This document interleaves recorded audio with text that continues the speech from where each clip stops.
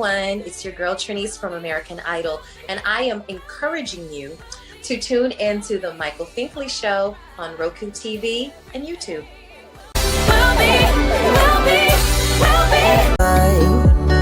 Just to see a brighter side, 'cause I've been working all my life just to make it, just to make it, just to make it. I've been working all my life just to make it. Thanks for joining us today. And so I was pondering on the thought of back in 2019 when I had to have emergency surgery.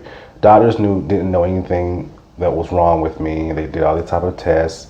2 days later, they realized that I had to have surgery. They went in me twice in 2 days, and then shortly after I was let go to go back home and rest.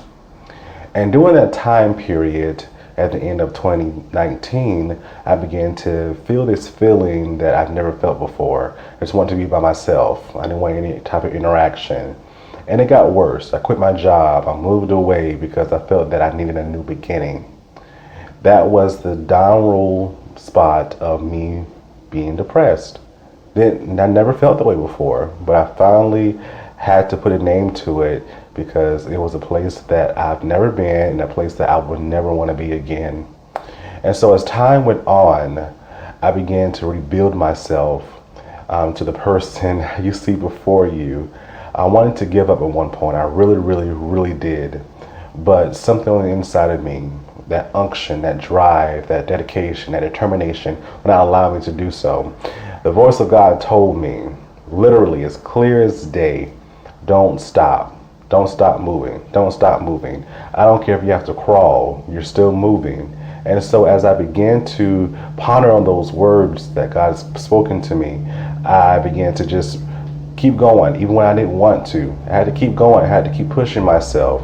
And so it pushed me into where I am today. And I'm so thankful and grateful that I did not have to give up. I did not have to settle for what I wanted to be, right? I didn't have to settle, didn't have to. And still to this day, I'm not settling. I'm always aiming higher, higher, higher. Really want that. Our guests today have similar experiences. They did not let their circumstances stop them to get to where they wanted to be in life. We have Chaz Jackson, and we also have Shani Scott with us. And don't forget our Black History Moment with Anthony Bryant. Another show you don't want to miss. Join us. We'll be right back. Next, we chat with Shani Scott. We'll be right back. On the next Michael Finkley. From Cycle 20 of America's Next Top Model, we have Adam Bird and Renee Bagwandine. Next Finkley, Monday. Calling all TRIO, Gear Up, JAG, and other college readiness organizations. Hello everybody, it's Finkley with the Finkley Experience. I am here to offer you information about our College Readiness Cohort Series. This College Readiness Series includes college applications, SAT, ACT prep, scholarships, financial aid, the mental mind state, HBCU versus PWI versus technical colleges, and so much more. You know, this is helpful because it's actually like making me change my college plan. Really? If interested, visit our website, thefinkleyexperience.com, or just email us at michael@thefinkleyexperience.com. We're looking forward to working with you.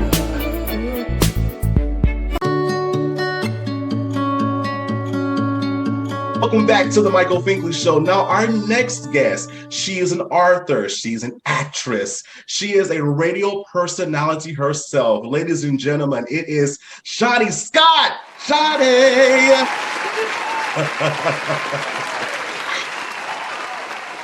Yes, that's Shani, girl. How are you? I'm great, and I'm happy to be on your show, Michael. Oh, thank you. Oh, thank you so much.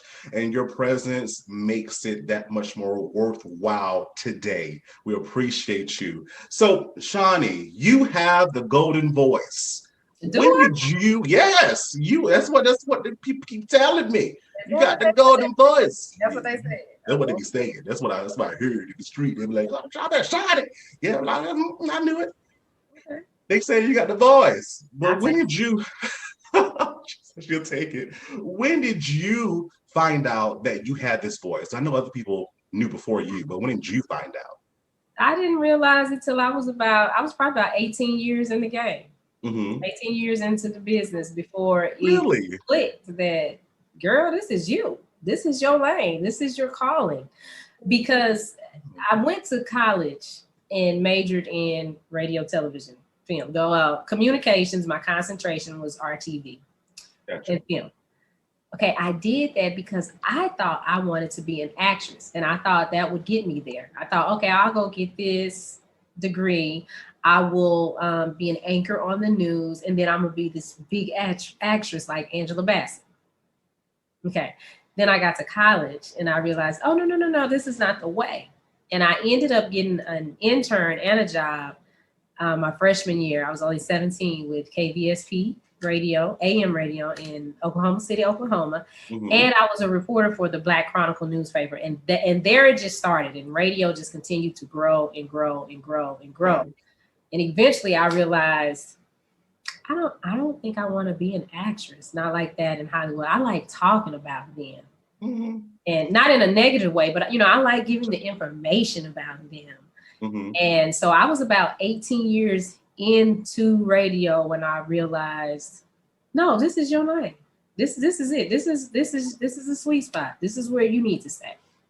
Wow. That's actually amazing, because sometimes even in careers, people don't find that light bulb moment like, oh, this is what I need to be. Oh, some people are still trying to figure that out. But you found, as you went along, you found out that you loved this type of career, this type of passion, this type of industry. I love it. And so in 1994, you began your radio career. What was your first station? Where were you? KBSP Okay. AM 1040 AM radio in Oklahoma City, Oklahoma. And I started as an intern. Gotcha. So I was just on the mic. No, I started as an intern. I was the gopher. I was running, getting this, that, and the other, writing liners. Maybe I got to read a script for a commercial every now and then. And then when I actually was able to crack the mic, the first time, oh, wow, that's a long time ago. So I think I'm not skipping a station, but I think the first time that I actually cracked the mic and had my own show was at 1040 AM KGGR in Dallas, Texas, owned by Morganton Broadcasting Company. And I started there part-time in 97. And then I moved up to their promotions director. And then I got promoted to program director. And then I ultimately became the operations manager at the age of, I think I was about 19 or 20. Gotcha. And what type of success from that span of time did you see? Yeah, wow. It's amazing because I didn't really see it. Like now looking back on it, I can see it. Yeah. Oh, Shani, you were really doing it, because to be an ops manager at 19, 20 is, that's unheard of in a major market in Dallas, market number 5, really. But one thing that I did while I was there, 1040 AM, it's an AM station. And at that time we were in Dallas, we were on Arbitron. People still had to fill out diaries. So they sent these books to your house that you had to fill out and say what your favorite radio station was. At the time when I started with KGGR, our competition was KHVN, which is Heaven 97, the other gospel station in Dallas. That was AM as well. Well, K Heaven was beating us, but during the time I was there with a lady by the name of Kenya Miller. She's now Kenya Crawford, and she's a singer. We were able to turn that around, and so KGGR became the #1 gospel station in Dallas, and K Heaven fell behind us. While I was at GGR, I also worked for CBS Radio. Okay. And usually they don't allow you to do that. You can't work for just 2 stations in the same market. But I went to CBS Radio as a sales assistant. And I did that because I understood the programming side and what sounded good on the mic, but I didn't understand how to make money. And I had this sales director at GGR, Mr. Cal, rest in peace. He died a couple years ago, but he would always tell me, he'd be like, baby, it's about the money, not the money. And I'd be like, what are you saying, sir? It's about the money, not the money. It's the money. It's all the money. And he said, no. It's about the money, not the money. So at CBS Radio, I worked under David Henry. He was our general manager, and I was his direct sales assistant. So I built all the sales packages for all of the salespeople. And Mr. Henry would pull me in his office. And I remember the first talk we had, because one reason why I wanted to be in radio, because I didn't have to dress up like this. I could put my hair in a ponytail, I wear a t-shirt and my sweatpants, tennis shoes, and go. You know, I showed up to work at this corporate office. CBS, okay, KGGR, those are all black folks, okay? Okay. CBS Radio, I'm the only black folk, okay? All right. And I'm only 19, 20 years old. Okay. Whoa. So Mr. Henry, I showed up one day with I had on a Tom Joyner t-shirt, and it was all wrinkled. Like I had just pulled it out the dryer, and I had some gray sweatpants that I still have to this day that my family hates, but they're comfortable. And I showed up to work and sat down at my desk and started working. And he was like, well, he didn't call me Shani. He called me by my first name. I'm not gonna say it. He said, can you come in my office, please? And he said, now, you're very talented and you're really smart, and I'm gonna let you work here. He said, you usually wouldn't do this because you're the ops manager at another station, and I'm letting you work here, and you're learning everything here, and I'm gonna teach you how to win, and I'm gonna teach you how to make that station win. He said, but when you come to work, you can't come to work dressed like this. You know, this is an office. You have to be professional. And I said, well, Mr. Henry, it's radio. No one sees us. And he's like, no, you don't know who's going to see you. That's the thing. And I took that, everything he taught me, and I credit him and Mr. Cal for, you know, my success after that, because then I understood, okay, this is how programming and sales have to work together because of this. Right. And as the jock and as the personality, if I can be more lenient with my sales department and help them, then we can all acquire success.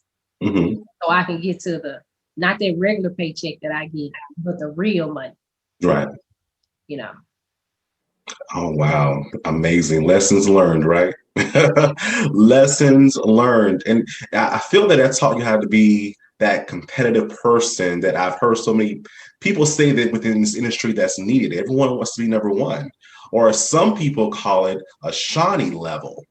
Yes. It's over number one. Yes.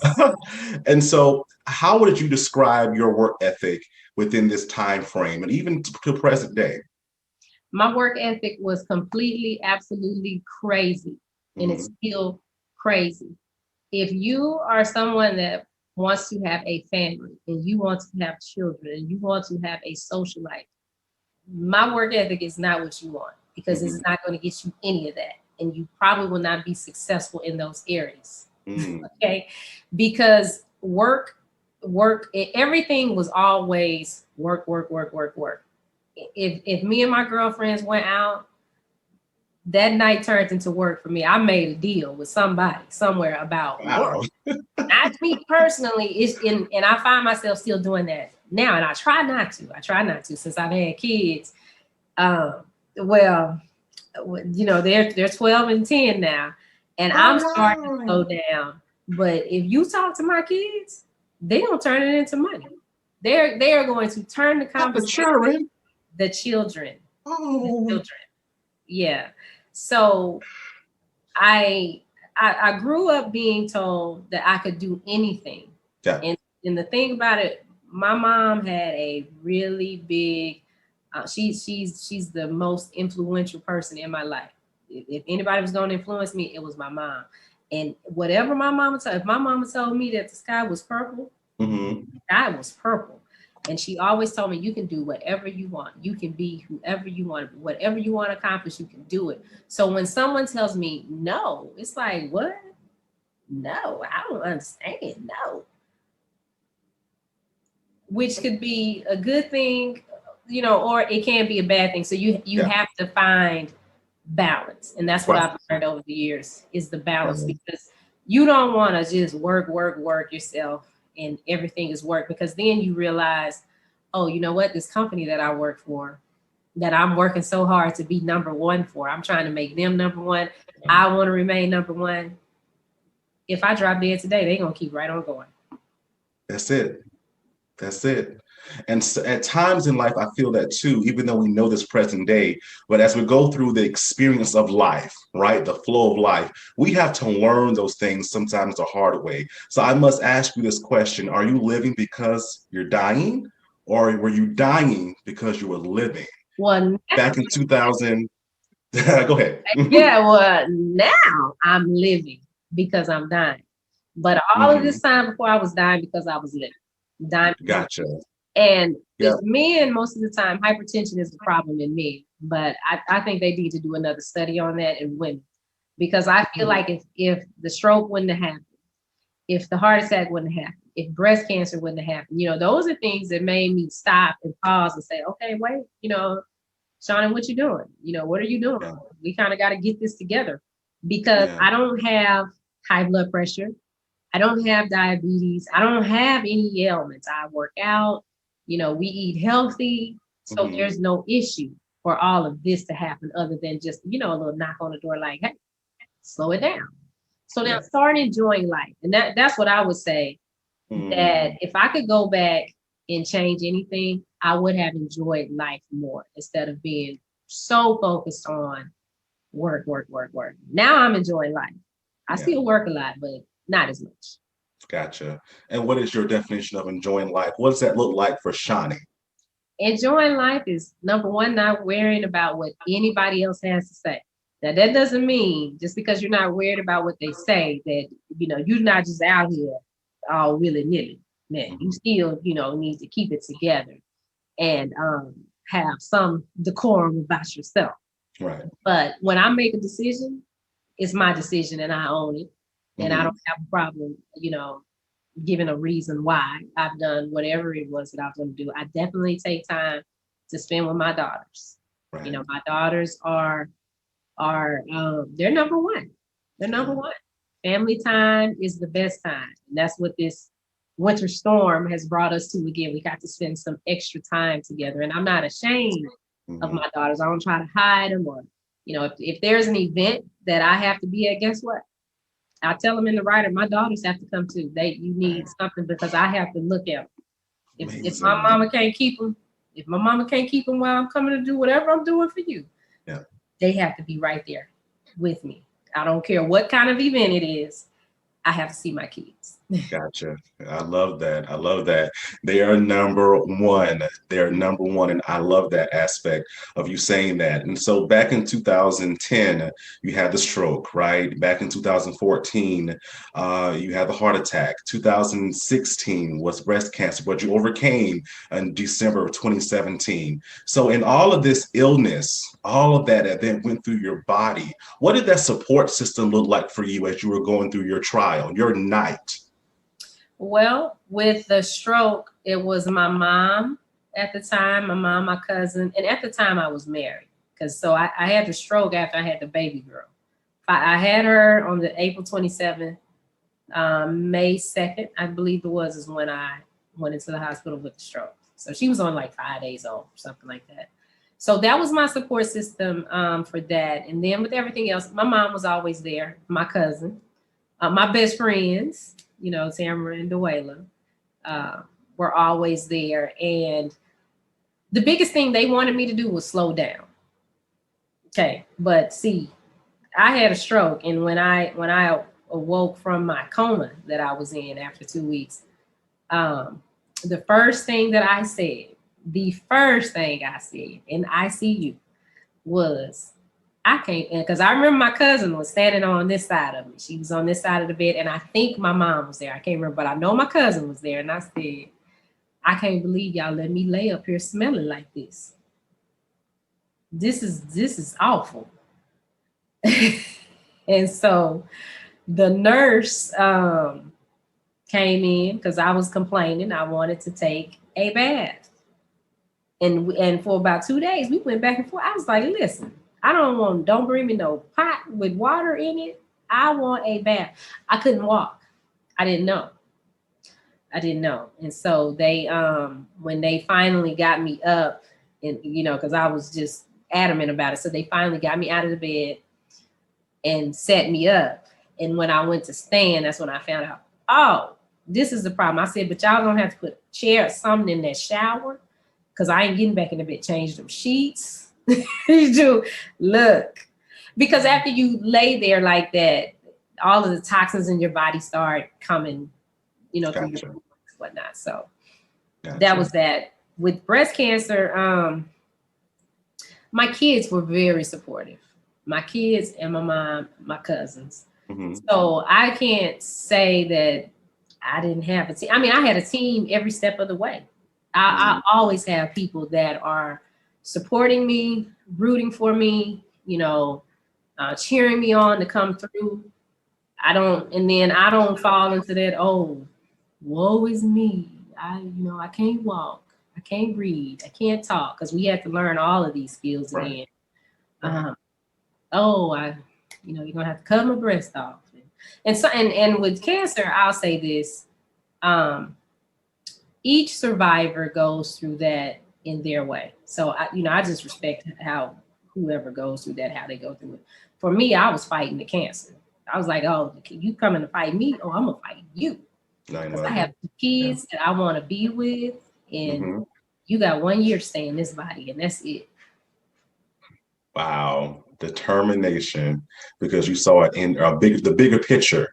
The bigger picture. I love that. And you were able to tell your tale through your TED Talk at Mountain View College. How was that, just standing there, being so vulnerable and just sharing something so personal? The TED Talk experience was amazing with Mountain View College. They have an amazing staff, an amazing committee that puts that on. They're very supportive. They hold your hand and help you through all the way. It was challenging for me because at the time I was going through a domestic violence issue that no one knew about. And I hadn't said anything. And the abuser was there.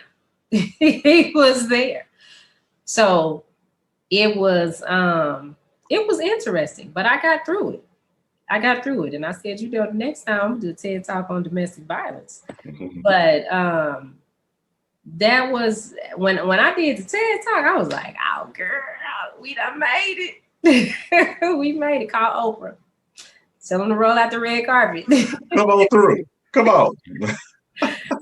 Oh, I love that. Oh, wow. And it was very encouraging to listen to.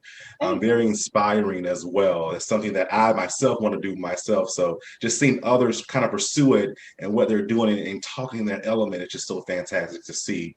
And so I feel like if you open up a dictionary and you look up the word survivor, they will have a picture of you, because you went through the ringer, but you're still smiling through it. What are you currently working on now? Well, currently I started my own streaming platform, Media Room 360 TV. You can find it in any app store. Mm-hmm. Go there, type in Media Room 360 TV, download the app. And right now we have 4 shows that we currently run. We have Shani and Males in the morning. That comes on Monday through Friday, 10 a.m.-ish Central Standard Time.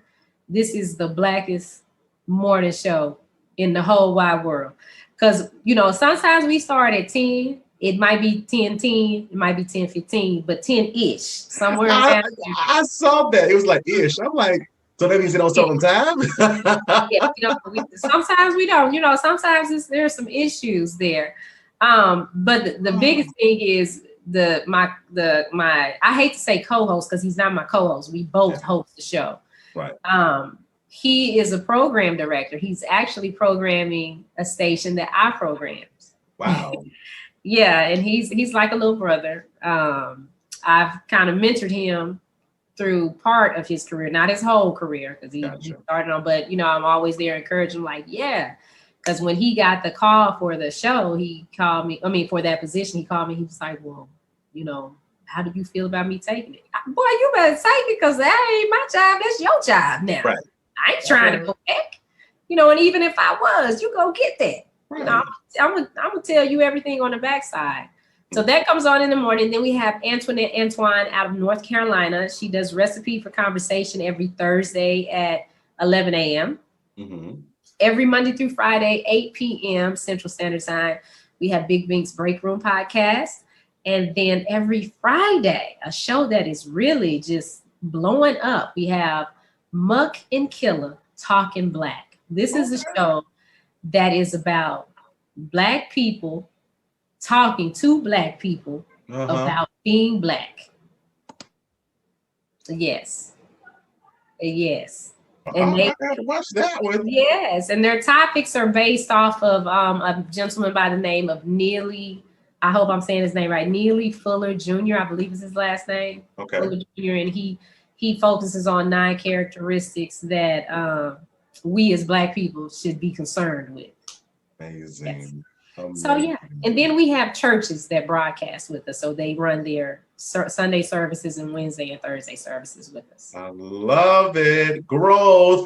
Growth is among you. So I must ask, Shani, you have done so much in your life. You're still young. You're like the same age. We're still like the same age. You're so young. So how do you want to be remembered? How do you want to be remembered? How do you want to be viewed? I would like to be viewed as a person that always had an open mind, because I think I don't believe there's 2 sides to every story. Okay. There's only one truth. Okay. You have your opinion, I have my opinion, and then there is the truth. And we have to focus on the truth. But in order to get to the truth, or what the truth is for us, we have to be able to respect the opposing opinion. And I want to be remembered as that person that could always respect the opposing opinion. I might not agree with you, but I can respect it.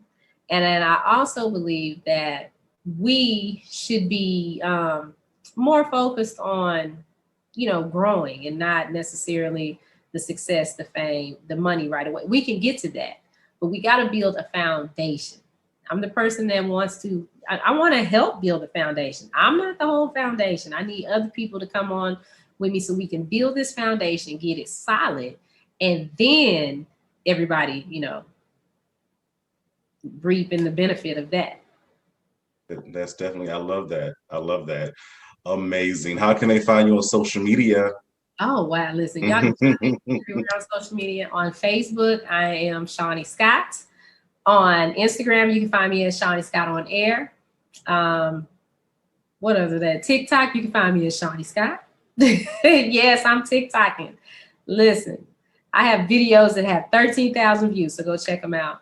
And then again, the main thing, make sure you download my app, Media Room 360 TV.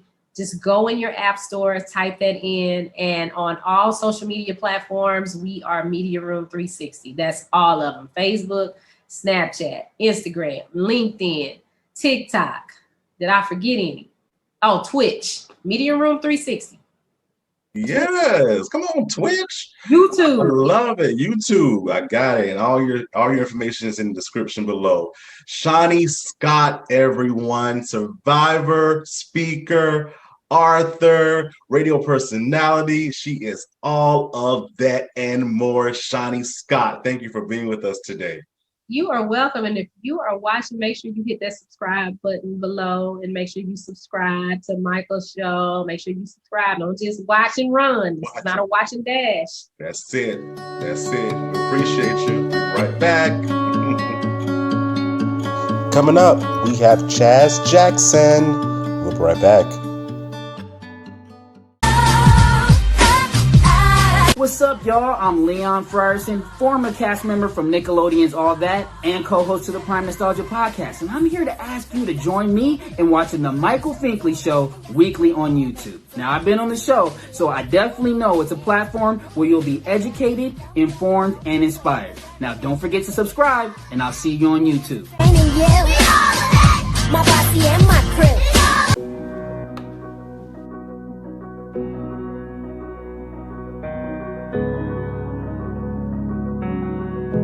She is flexible and she is a multitasker. She is a wife, a mom. She is city councilwoman.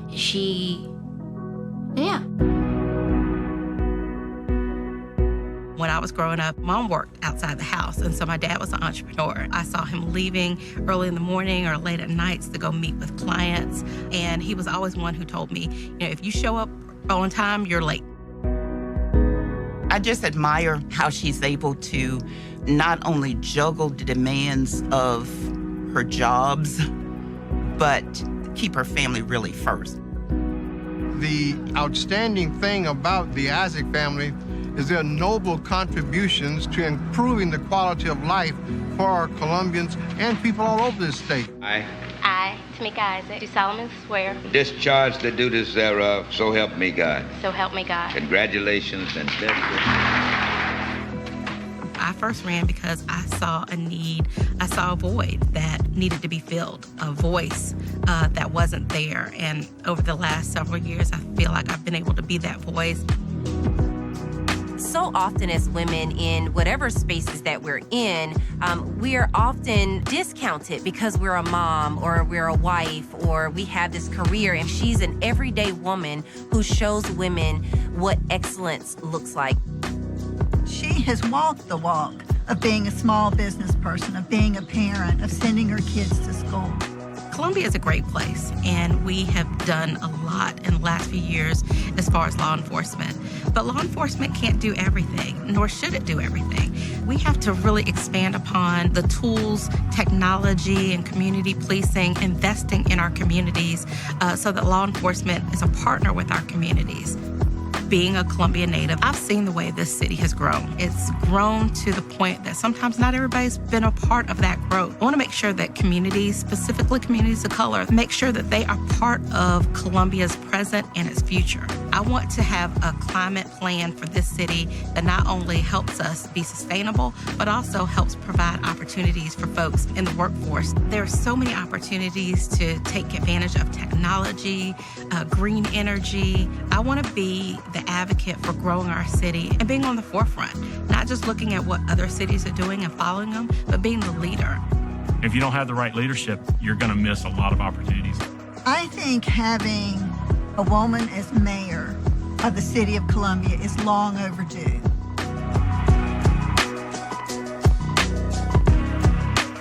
I'm Tamika Isaac Devine, and I'm running for mayor of the city of Columbia.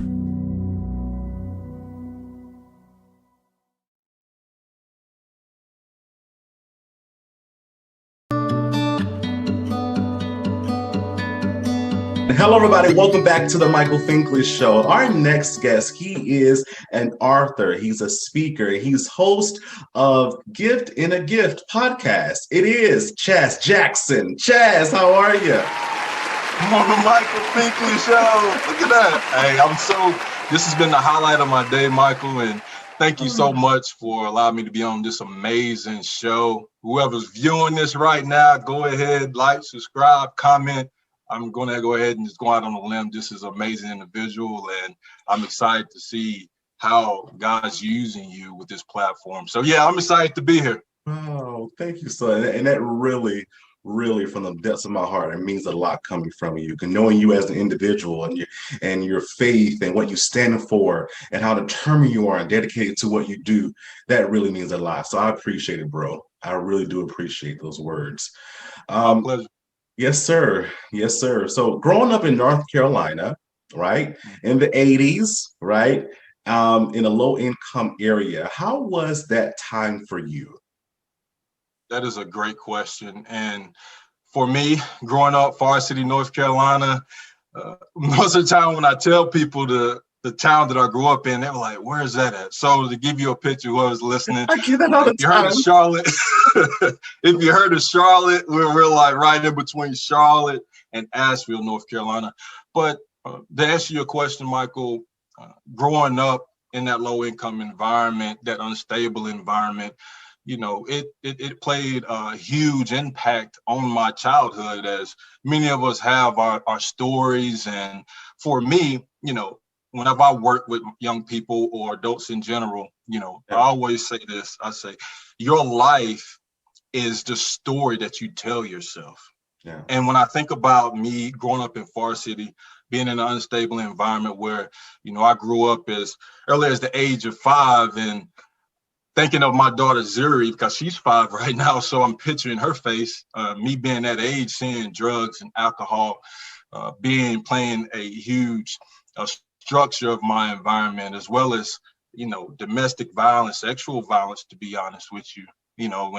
And going through a stage, starting even at that age of dealing with bullying and a lot of things, just pretty much negative, to be honest.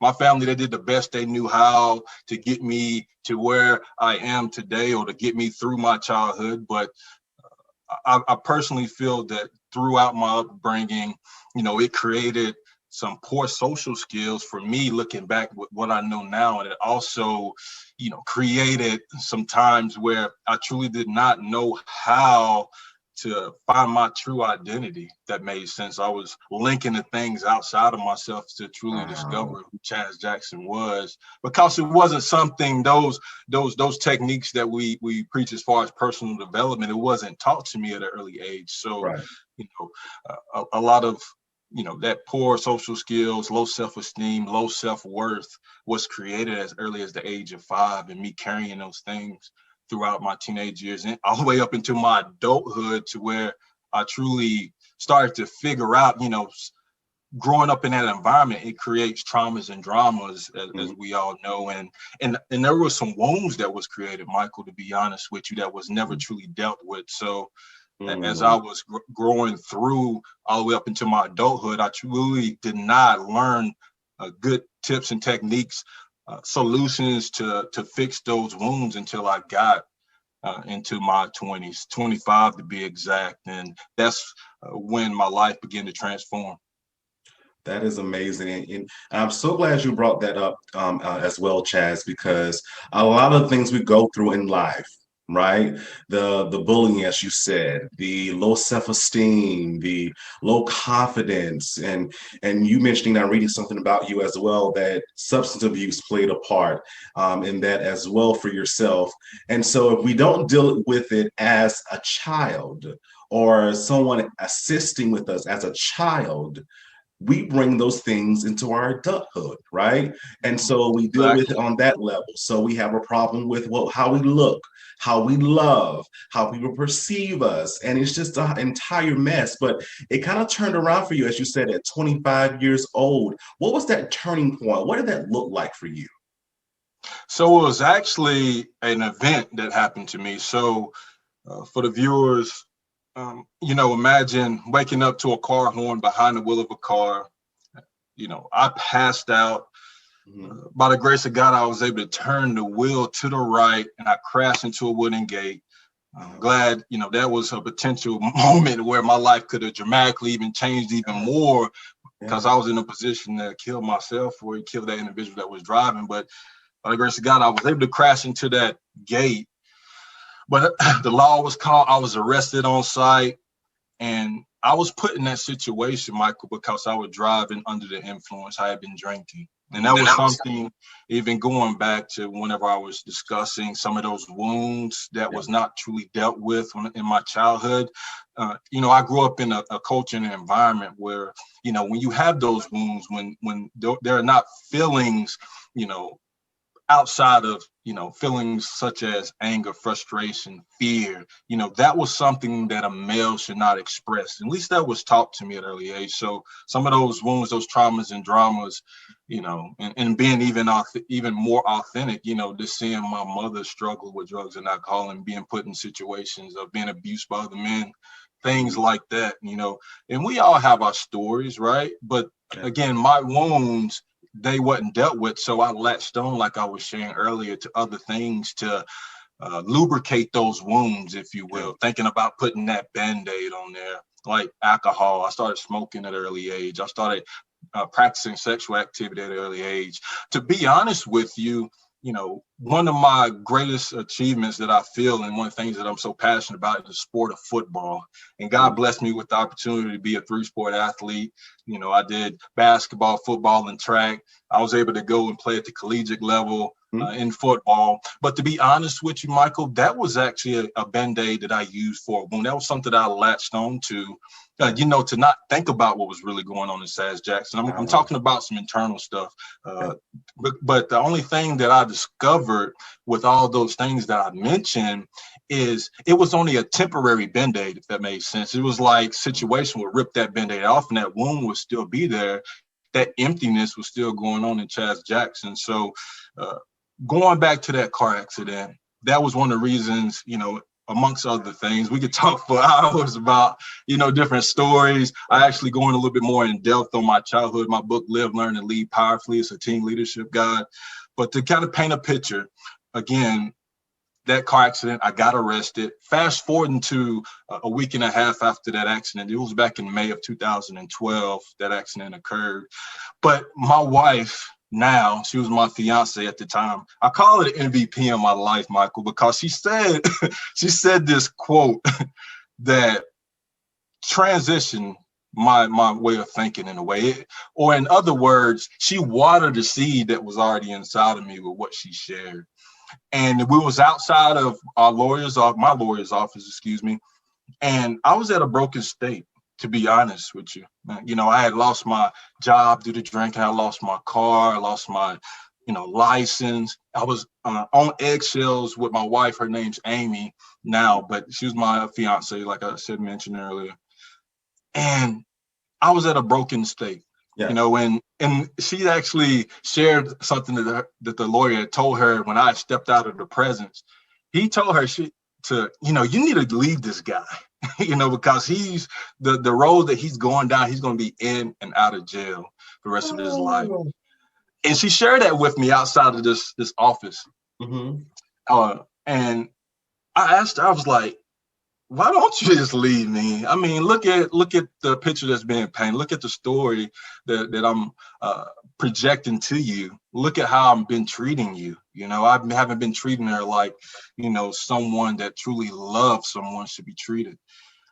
And she said this quote to me, Michael. She said, I see something in you that you don't see in yourself. And for me, man, and I'm getting cold chills even thinking about it to this day, back in 2012 when she said that to me, I was like, wow, what does she see? And I marked that as a transition time for me, because after that, through a lot of prayer and fellowship, and I went into getting some counseling to really deal with some of those wounds that I expressed earlier. And I started getting good people around me. And one of the biggest things that happened with me, and me being a man of faith, I truly created an authentic relationship with God. And I just went on this journey, Michael, after that, of taking 2 steps forward, 3 steps back, failing over and over again to get to where I am in 2021. And I am so excited to say this, that I battle with that alcohol addiction or that abuse. And this upcoming June, I'll be 9 years clean and sober. Congratulations. The woman who said, I see something in you that you don't see in yourself. She's actually my wife. She's gave me 2 amazing daughters. God's put me in a position to share my story with other people, because I truly believe that your story can be oxygen to a suffocating individual. And I love helping people be the hero of their story, if that makes sense, and be a champion of their story through authorship and speaking, and through gifting the gift, and be the fuel you some. And there's so many other avenues that I'm expressing, not to impress you, but to press upon you what God's done in my life. And I'm just so passionate about, sharing it with other people. And we all have our stories. There's nothing unique about Chaz Jackson, but hey, if Chaz can do it, whoever's listening to us right now, you can do whatever's placed on your heart. So Exactly. And I love that, because you have someone there to support. A lot of people don't have that, right? And I love the way I love her words. I see something in you that you don't see in yourself. And as time went on, you began to see it for yourself. You are now a speaker, you're a coach, you're a trainer, you're an author. Most importantly, you're a husband. You are a father. And so please tell us about this journey with John Maxwell and his team. Please talk about that because I found that very interesting. Yes, thank you. Amazing question. So a good friend of mine back in North Carolina, Bill Kill, amazing guy. He was actually the youth minister at my old church, Billmore Church, and he had planted a seed in my mind. And even going back, I actually had a John Maxwell book because me and my wife, we're like old souls, and I love yard selling, to be honest with you. And I had picked up, I got a John Maxwell book, so I had heard a little bit about him, and I think I paid like $1 for it, but it just sat on my shelf. I really didn't read the John Maxwell book. I had some other stuff in motion as far as what I was studying. But fast forwarding back to Bill, he had a mastermind, and he was like, Chaz, I see what you're doing with the youth leadership, and I see what you're doing as far as, working church. I worked with him in youth ministry and also being a deacon at the church. And he was like, do you want to do this mastermind with me? And it was one of the best decisions that I ever made. This was actually last spring. And actually it was the beginning. It was before spring. It was like in February. But long story short, I did that mastermind and I fell in love with John Maxwell's work. We actually did a mastermind on the book Leadership. So whoever's listening, if you are looking to grow in leadership, check out Leadership. Book changed my life. And I was like, man, I want more. You know how it is when you eat that first Lay's potato chips. You take that first, you pop that bag, you eat that one chip, you're gonna go after another chip because it's something that's fruitful. And I really, love, he's the ultimate guru. So as far as that goes, man, many amazing people that I've met through the John Maxwell journey. And I'm looking forward to growing even more here in 2021 as I get ready to get certified in some other areas with John Maxwell and continue to grow in his work and as an influencer, because, I love what John says. He says leadership is influence. So, so we take that daily challenge of grasping that. So I love that. Leadership is influence. Definitely it is. And you have influenced so many along these many years that you have been speaking and mentoring and coaching others. And so you've been in front of millions of people, I know, at this time. And so what keeps you going? What keeps you motivated to continue to talk to the next person, to see their full potential in themselves? Wow, that's such an amazing question as well. Gosh, what keeps Chaz Jackson going? I feel like there's a different lanes or exits I want to take with this, but this is the first thing that popped in my head. What keeps me going is my why.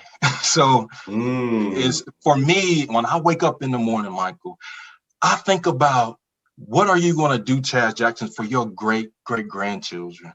Meaning, like, so not my children. Obviously, my wife's important. My children's important. My children's are important. But what about my children? When they look back at their great grandfather and say, what did Chaz Jackson do during the pandemic? What did Grandpa Chaz do? Like what? Because this whole scope of this pandemic, and I know I'm sticking that out there because it's the most recent thing amongst other things. But what did he do during that time? And these questions are going to be asked, and I just want to leave a legacy for them to break some of those generational change, to let them know that regardless of how other people view you, that you're not a product of your environment, you're not a product of anyone else's circumstance. And I just want to set them up to be greater than me, if that makes sense. Everyone that comes in my path, I want them to be better than me. And I don't know how to express that even more. So that's one of the things that really motivates me, is thinking about, me leaving that legacy for the next generation. How am I equipping for them? Definitely. And I love the way you said, I've never heard that explained like that before. What can I do for my children's children? We're definitely working now to pay it forward, but I've never heard anyone say that before. And that's actually a good point, because we always look at somewhat of the current, but never the latter. and legacy stretches far among than the present day. So I'm so glad you said that. And not only do you speak the word, but you've written the word in your different publications. Please tell us about them. Yes, sir. Yes, sir. And even tackling on more of what I do, I feel like it's really important for me to conquer my morning, if that makes sense. And and being a husband and a father, that can vary at times, but I feel like how I conquer my morning, how I set myself up, being with my affirmations, getting exercise, getting in the word, really getting my blueprint down for in the morning, because it's hard for me to even do any of those publications right, or be able to pour and serve to others if my cup's not full, if that makes sense. Because there's been times, Michael, where I've been woke up by my kids, which, to be honest, my 2-year-old, she still wakes me up like 3 or 4 times during the night anyway. Let's be authentic, but traditionally, my children waking me up and me just going after the world and serving. If I don't get that time that morning, I can really tell a difference in my day. So I encourage everyone that's listening right now, really think about your morning. How are you tackling the world? Like, how are you filling your cup? Because that's one of the key things for me that even kind of ignite my writing, if that makes sense. So thinking about Live, Learn, Lead Powerfully, which came out in 2019, after I was expressing some of those wounds that I had, and those wounds started to become scars, if it made sense, because they began to heal. As I got out of the counseling and I started getting good mentors, coaches around me, as I began to open books and actually read a little bit more and taking that daily challenge of, growing Chaz Jackson from the inside out, I started discovering all these different, tips and techniques, these different things that could become solutions for problems. And the more I read, the more I consumed.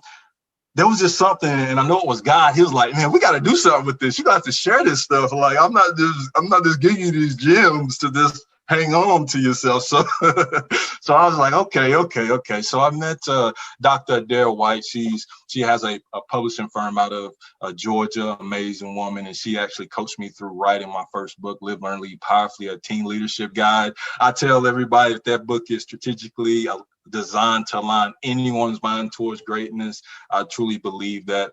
And so to be honest, as I continue to learn, I was like, man, I got to create something. It might not change everyone's life, but if anyone pick that book up and learn to, adopt some of those tips and techniques that, for me, worked for me to help me overcome the alcohol abuse, helped me to build that self-esteem, helped me build some self-worth for myself, helped me to build the confidence to be able to share my story, if that makes sense. And I'm still taking a daily challenge on learning how to, share my story and be able to, help other people grow to their greatest version. But so with that, and I also want to mention this to your audience as well. Chip Baker, a phenomenal individual. He's a part of the Success Chronicles. Amazing guy. He reached out to me at the end of last year, and we came together with 15 other men, 17 together, 15 others plus me and Chip, and we created a book. It's called The Impact of Influence, and that will be released next month on the 27th. So complication.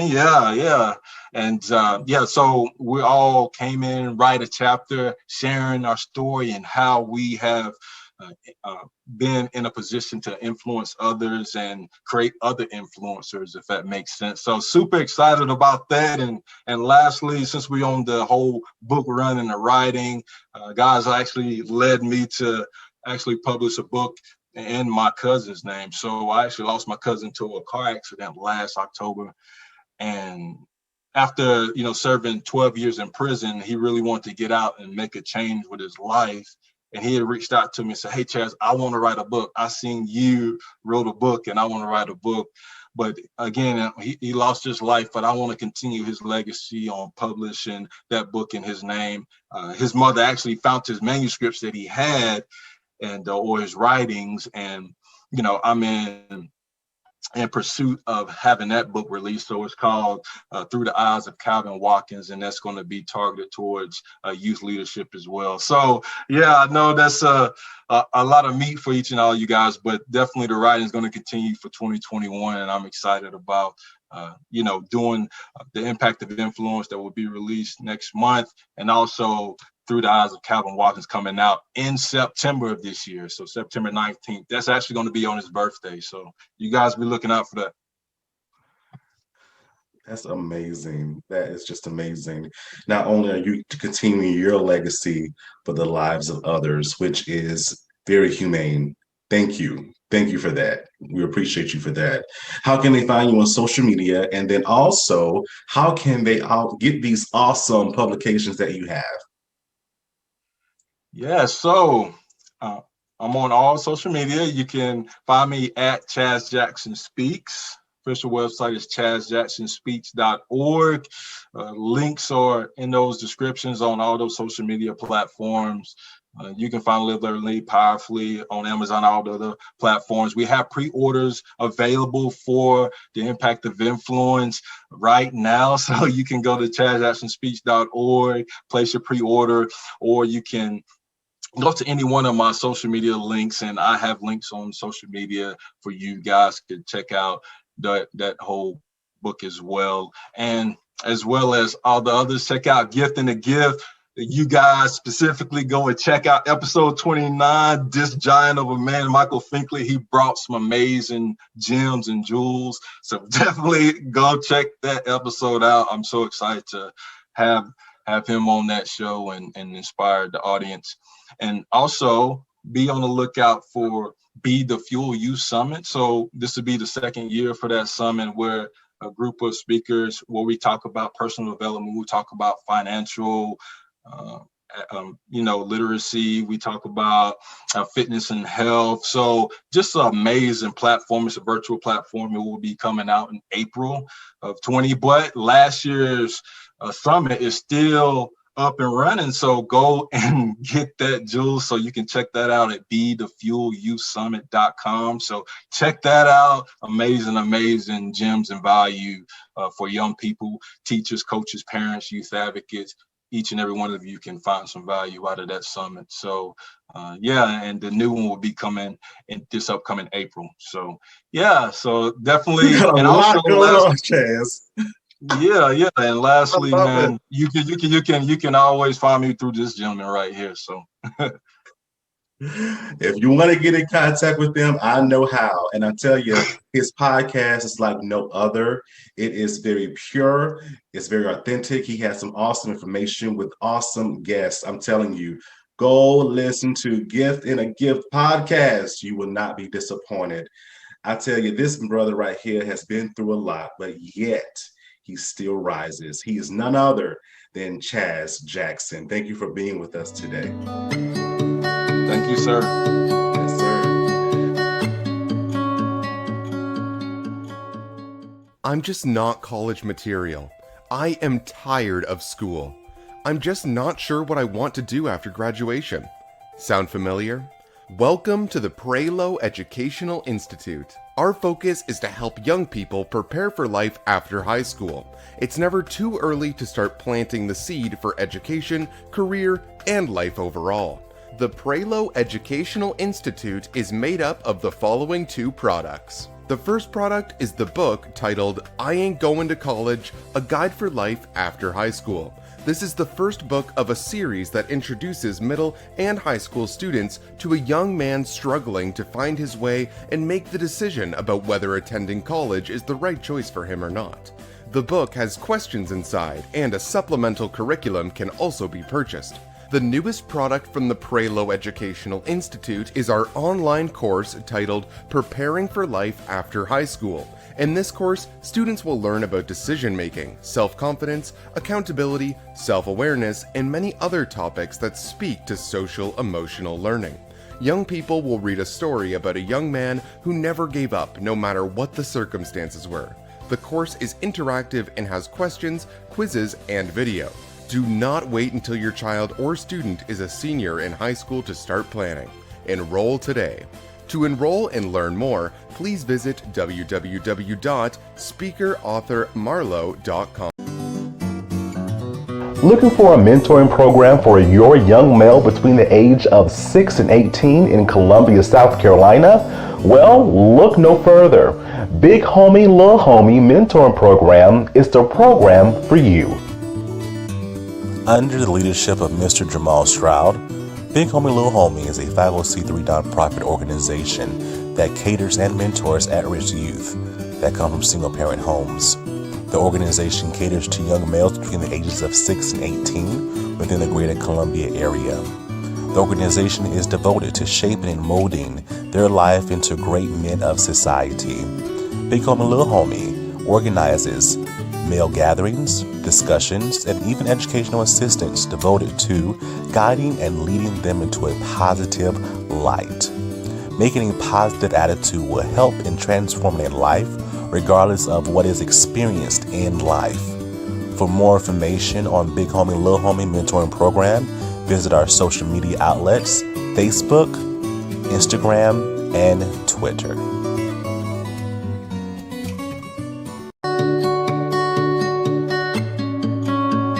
Welcome back to the Michael Finkley Show. Now for our Black History moment today, we have author, speaker, trainer, mentor. Y'all, the list goes on because this man is great. We have Anthony Bryant with us. Anthony, thank you for being with us today. Man, thank you for having me, Michael. I appreciate it, brother. Oh, you're very welcome. Very welcome. So, Anthony, let's go back. Let's go back to Savannah, Georgia. Tell us what life was like in that time for you. Sure, man. Growing up in Savannah, Georgia, was a time of just happiness as far as growing up in the project, so to speak. You don't know when you're poor in a sense. So I've been raised in a Christian home and attended my grandfather's church in that time. So the Bryants are well known in the Savannah area. Okay. So life was great. As I said, growing up, my mom was a stay-home mom. My dad was a truck driver. And so it was just great coming home every day from school and having my mom there with food cooked and all of those great things that encompass all that. Yeah. Gotcha. And I'm the second oldest of 8 siblings. What? Yes, brother. Whoa, a lot of y'all. Yeah. Yes. Amazing. And it's coming from that type of background, I see is very wholesome, very peaceful, very loving. So as time goes on for you, you begin to serve in our Army. Thank you so much for your service, and also as an officer. So why the military and why go into law enforcement? Well, military provided a great platform for me at that time. In my life, I was 18 years old and with a baby on the way. Wow. Yes, my high school sweetheart at that time, she was pregnant with my daughter in her 12th grade year. I had just graduated and I said, you know what, I can do both. Instead of just going straight to college, I can go to military and allow them to kind of pay for that as well. So that's what I did. After high school, I married my high school sweetheart, and I joined the military, and I traveled around the world, lived in Germany, and I was in Germany when the wall came down that divided. Oh, really? Yeah, so I'm part of history a little bit. Yeah. So, And you transitioned from that. Yeah. So you served 8 years, correct? Yes, I served 8 years in the Army, and then afterwards, I worked as a correction officer for a few years. And then a deputy sheriff, and then a county / highway patrolman during that time. Yes. Gotcha. And we traveled down the Yellow Brick Road a little bit more within the life of Anthony, and some things happen. I love to talk about the good and the bad in life because they all make us who we are, right? Exactly. And so you ended up doing time. So you went from an officer to an inmate. How does that happen, Anthony? Well, it's about choices. And this is what my national platform is about, called Split Second. www.splitsecond.com, and it's talk about making right choices. And in my career was a great officer, made officer of the year and all of that, and did really well on all my evaluations. And a situation came about when my oldest brother, he was also a city cop. He was a city cop, and it was a situation where the FBI was coming down and they were infiltrating to be, high-level drug dealers. Right. And they wanted to know how many officers will be willing to provide protection for them. They told these officers that they didn't have to see any drugs, touch any drugs, sell any drugs. All they had to do was protect them as they traveled up and down the highways and through the city. And they recruited my brother. At that time, I didn't know. My brother came to me with this scenario, and initially I told him no, but eventually I did it. I failed for it, so I've manned up.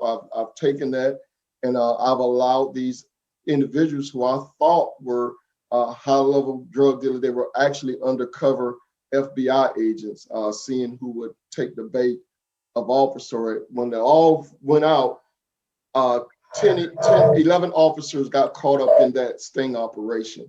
And I served 10 and almost 10 and a half years in a federal prison. Yeah. 10 and a half years. And so within that time frame of 10 and a half years, what was going through your mind? What kind of changes were made for yourself spiritually, physically, mentally? Take us through that. Well, it definitely reconnected me to my faith. My mom, bless her soul, she was the glue of the family, of course. And, she would always say, son, you've accomplished a lot of things in your life, but what does it profit a man to gain the whole world and lose? And she raised up on that. But you're young and you have all that power and position as a young man. And I didn't listen. I strayed so far away from my upbringing. Freedom now from the upbringing of the church, and so to speak. So I did my own thing, thought my own thing, and the rug had to be pulled under my feet for me to realize that I needed God. Right. I definitely needed God. Yes. And I see that He's kept you.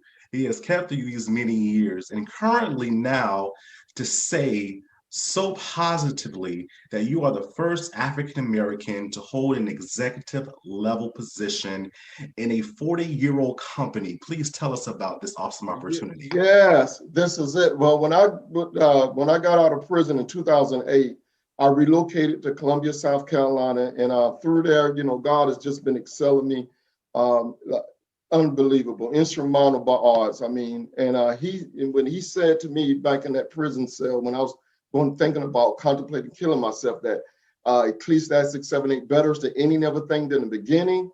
Oh my gosh, I am the living testimony of that now. He allowed me to have positions in the school system and working at the district level, being a case manager for like veterans, homeless veterans.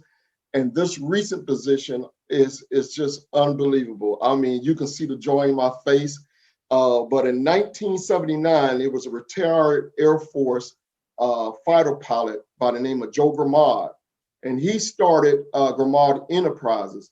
Today, fast forward to 2021, Gramad Enterprises is the largest area developer of precision tools that responsible for franchising, developing, and maintaining auto care centers throughout the United States, which they have over 90 and counting right now. So I've joined their organization in January 4th of this year as their leadership training director, the first African American to hold to be on the executive leadership team of an organization in an over 40 year of existence. So God is doing some mighty things. That this company is a Christian-based company, a family business that is operated on Christian values and family values, Christian principles and family values. So it's just a win-win for me. It's a win-win for them. And we're like family. We really are.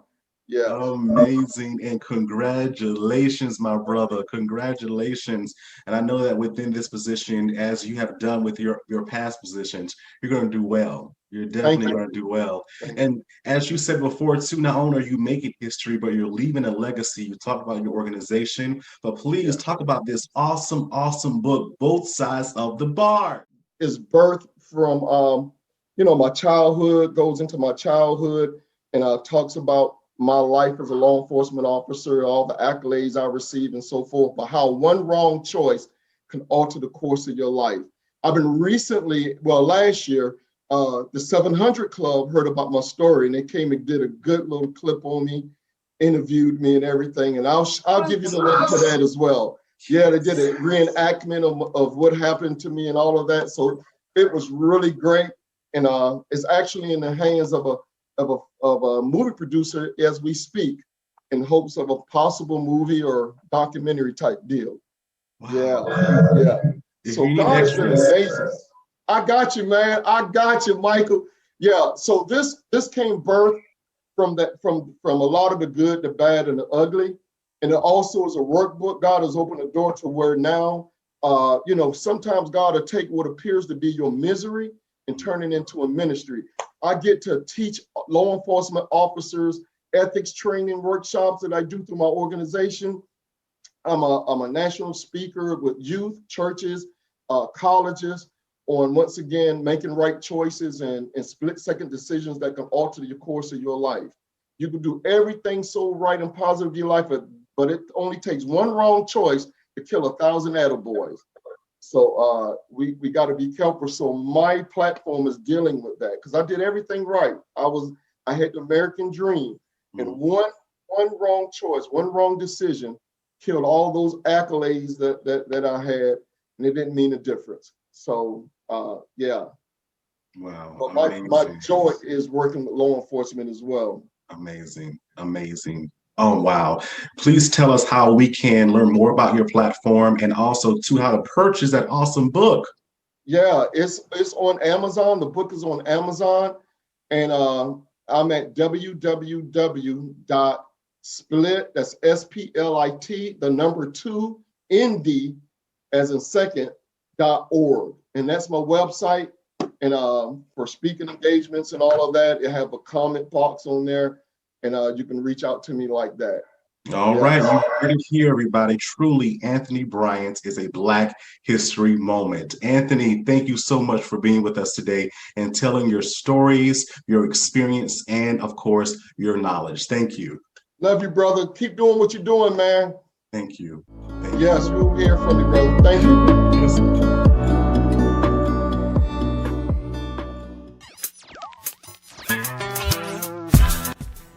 What's up, everybody? This is Ryan Toby. You know me from Sister Act 2, Mr. Oh Happy Day, and the hit R&B group City High. I'm welcoming everybody to join and tune into the Michael Finkley Show on YouTube and also on the Greater Works Network on Roku TV. Don't forget to subscribe.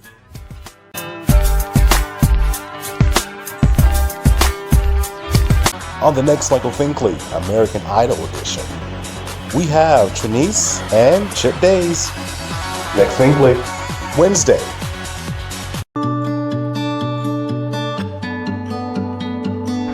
Hello everybody, welcome back to the Michael Finkley Show. I hope that you learned something from our guest today. Thank you, Shani. Thank you, Chaz. Thank you, Anthony, for being with us and telling your stories in your own words. We appreciate you. Thank you so much. Keep inspiring and keep motivating and keep aiming higher towards your own personal success. Thank you so much for being on. So on next week, y'all, I am so excited. We're doing a Where Are They Now? Oh my gosh, I'm so excited. So 3 entities, y'all. America's Next Top Model, American Idol, and also my all-time favorite growing up, Power Rangers. I had to do it, y'all. Had to do it. Got to see where they are, what they're doing, what they're up to. And so American Next Top Model starts us off on Monday. So we have Adam, and we also have Renee from season 20. season 20 of America's Next Top Model. A week you don't want to miss. Come back, y'all. Come back. If you haven't already, please subscribe to our YouTube channel at The Michael Finkley Show. Ring that bell for notification. We'll send you an email saying, hey, new content's uploaded. Also, please listen to us on Spotify and Apple Podcasts. And for up-to-date information about our show, please visit our website at michaelfinkleyshow.com. Y'all, it's the weekend. Enjoy yourselves. But come back on Monday and check out next week. Promise you won't be disappointed. Have a good one.